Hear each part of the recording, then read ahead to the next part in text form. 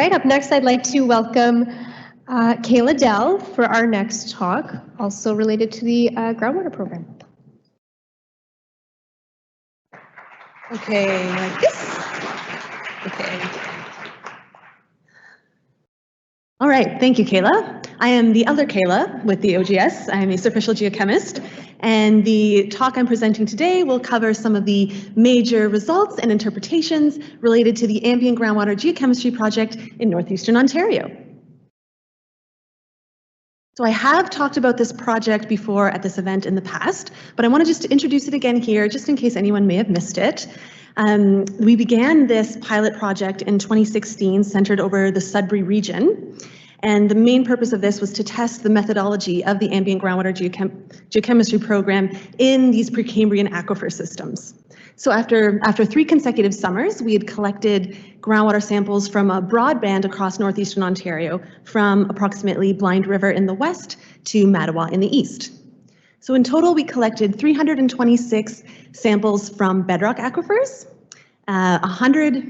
326 samples were collected from bedrock aquifers, 141 were collected from overburden aquifers. So the sample density is shown up on the screen. The dots in black represent bedrock aquifers and white are the overburden aquifers.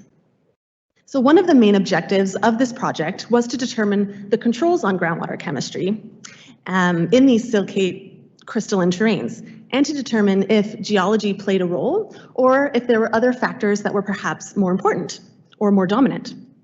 So although the main purpose was to investigate the geochemistry of Precambrian aquifers, we did also include the Paleozoic aquifers of Manitoulin Island, simply because it had not yet been completed as a part of the regular ambient groundwater geochemistry project. So the results of both Manitoulin Island and the rest of northeastern Ontario will be released together this year.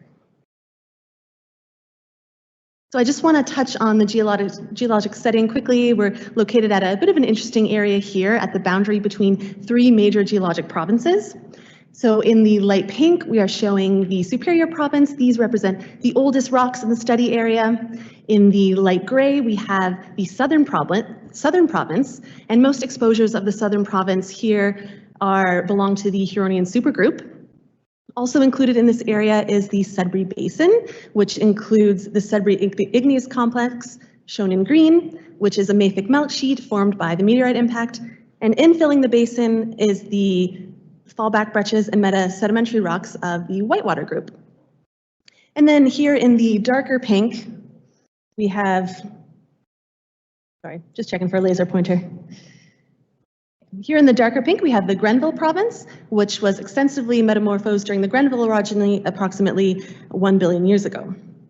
And as for the Paleozoic rocks on Manitoulin Island, along the north shore, we have upper Ordovician shales and carbonates shown in blue, and in yellow, we have the lower Silurian carbonates. Now we will take a look at some of the results. As a reminder, we're looking at 326 samples collected from bedrock aquifers, 271 of those were collected from Precambrian aquifers, and 55 were collected from Paleozoic aquifers. So here I have the data plotted on a Piper plot, which we're all familiar with. It shows the relative proportions of major ions. And so from these relative proportions, a water type was assigned. So the water types here are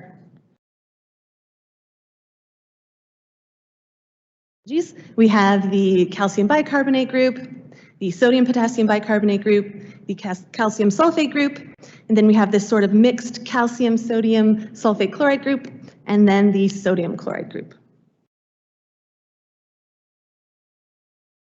So in similar studies, calcium bicarbonate water type is commonly shown to indicate fresh, modern, meteoric water, and it usually dominates in unconfined recharge areas. And this water type evolves from rainwater that is slightly acidic, dissolving calcium-bearing minerals. And in these Precambrian terrains, these calcium-bearing minerals would likely be anorthite and amphiboles. So for this particular study, some of the other geochemical indicators that confirm recent recharge in this area are higher average tritium concentration, indicating at least some component of modern recharge. So I'm showing that on this box and whisker plot here. The dot represents the mean and the little line is the median. Also in this group, we have lower total dissolved solids or TDS concentrations. Because these waters are relatively young and mainly derived from seawater, there won't be many dissolved constituents from the aquifers. Now that we've confirmed that this calcium bicarbonate water type represents modern recharge, let's take a look at where this water type is occurring spatially. My apologies that this figure is a little bit messy, but just bear with me here. We're looking at the quaternary geology on this figure. So areas in pink are exposed bedrock surfaces or areas with very thin or discontinuous drift cover.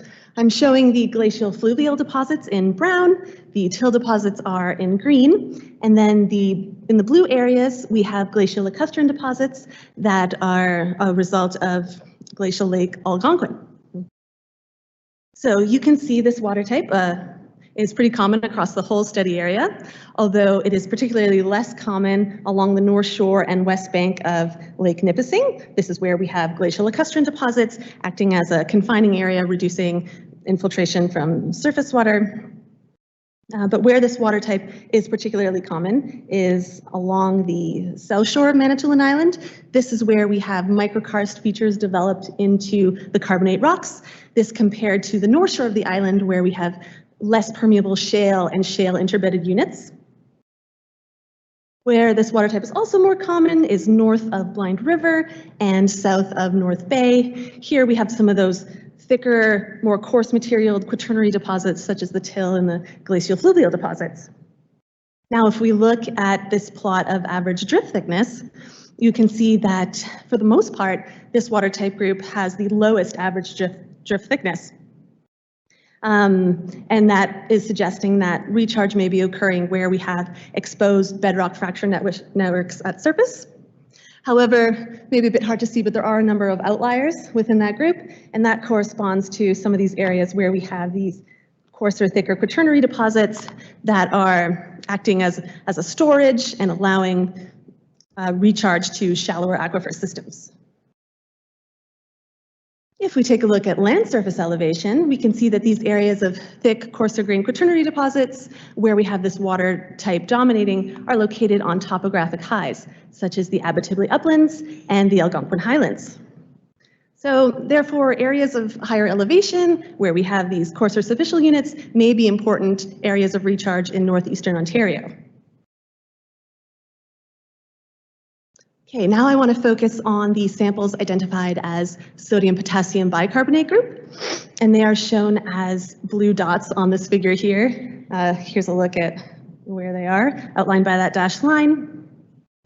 So these samples are coincident with glacial lacustrine deposits that have been deposited in the topographic depression of the Ottawa-Bon Cher Graben. And if we take a look at drift thickness for this group, we have the thickest average drift cover. So this correlation between this relative dominance of sodium and potassium ions over calcium ions and the presence of these thick glacial lacustrine deposits suggests that cation exchange is occurring between the water and these clay substrates.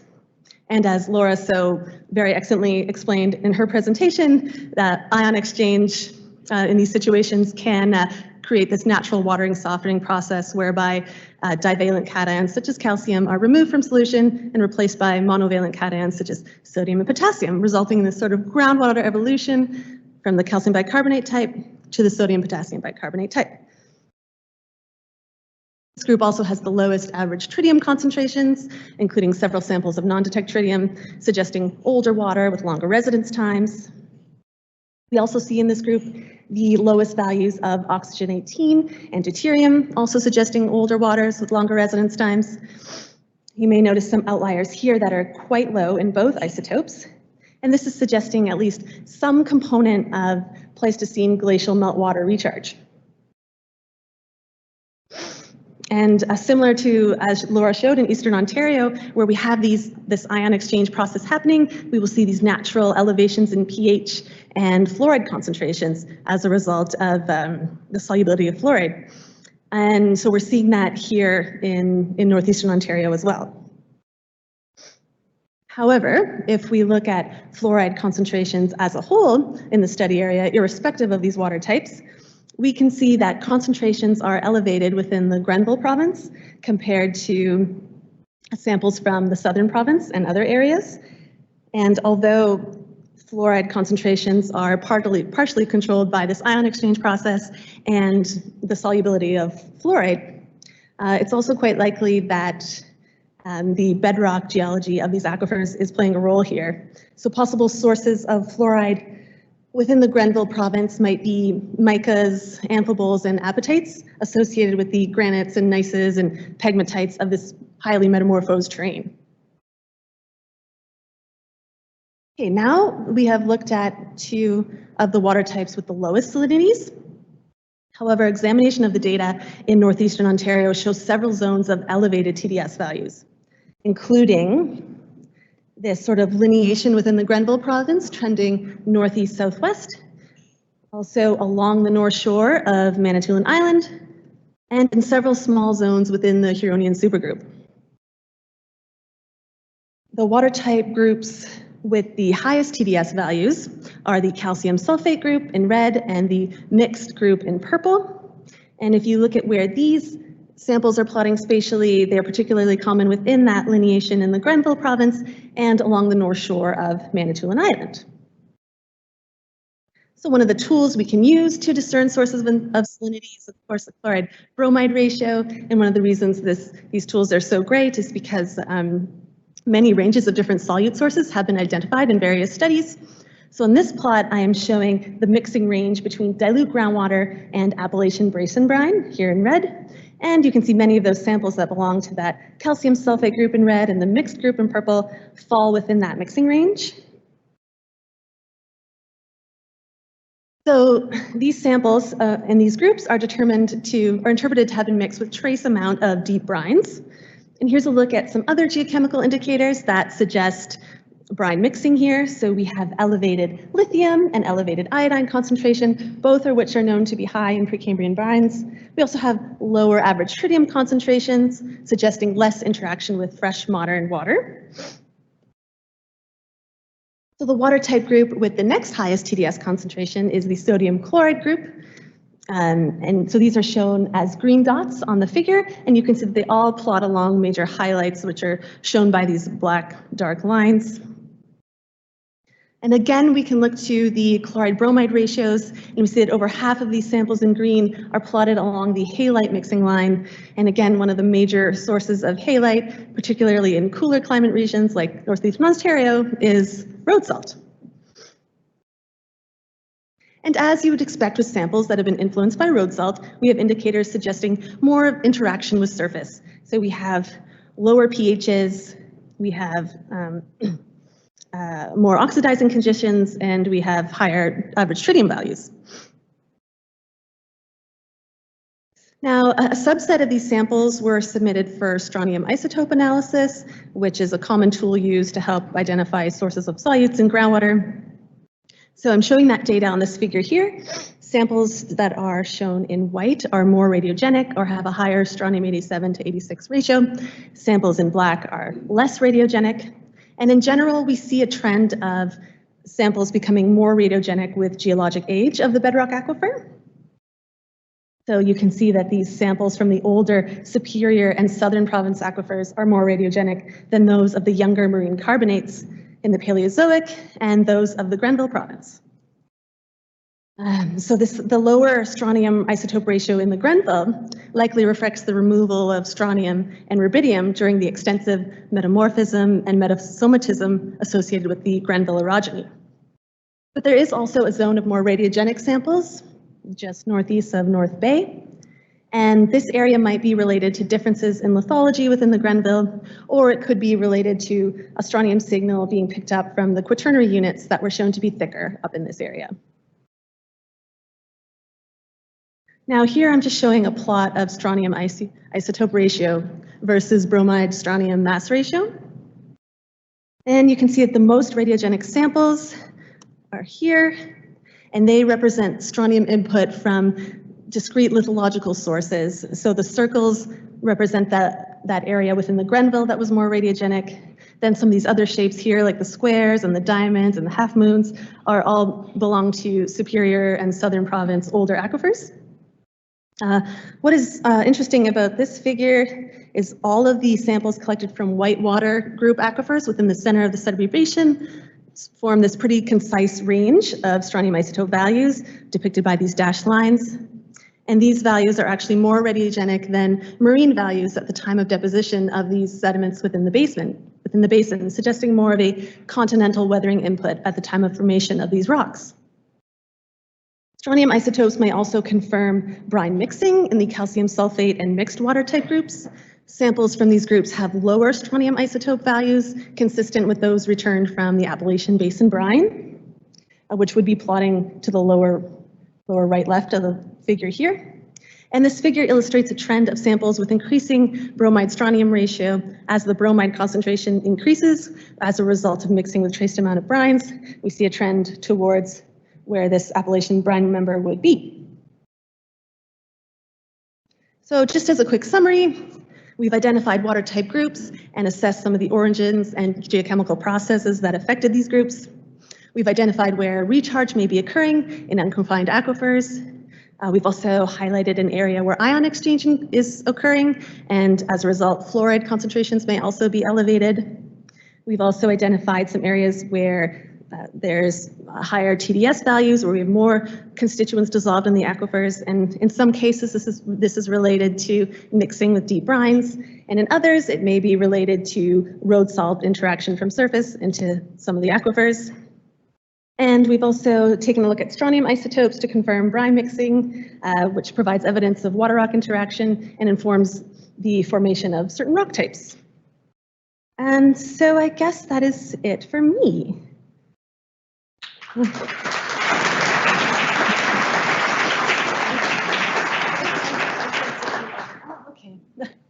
If anyone has any questions, I'm here. And I too am looking for students. So if anyone is interested, please come see me. You'll have the opportunity to work with both Laura and I on the ambient groundwater geochemistry project. We'll be heading up to Thunder Bay next. Sorry to hijack the question part. No, it's okay.